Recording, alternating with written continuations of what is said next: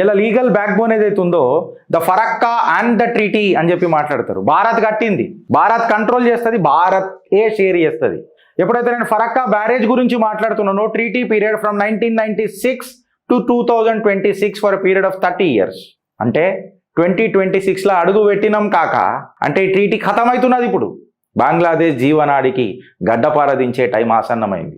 ఇప్పుడు మాట్లాడదాం ఒక్కొక్కటితో. చెప్పినా కదా, భారత్ చాలా సైలెంట్గా ఉంటుంది, చూపిస్తుంది.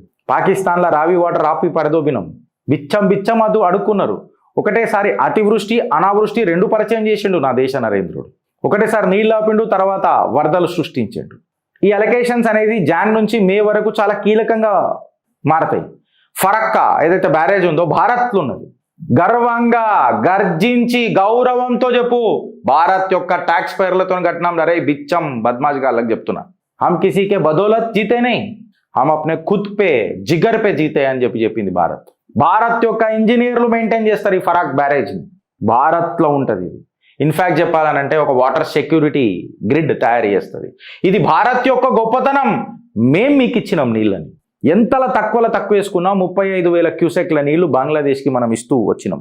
ఇలా రిజల్ట్ తీసుకొని చూస్తే, అగర్ భారత్ జనరాసిటీ మీద మాట్లాడితే, భారత్లో ఉన్న ప్రాజెక్టులకేని మనం బంగ్లాదేశ్కి నీళ్ళు ఇచ్చినామంటే మన గుండె ఎంత పెద్దదో ఒకసారి ఆలోచించారు. ఈ చిల్లర నా కొడుకులు ఆడ సనాతన ధర్మ బంధువులను, మన సైనికులను, బంధువులను ఇబ్బంది పెడుతున్నారు.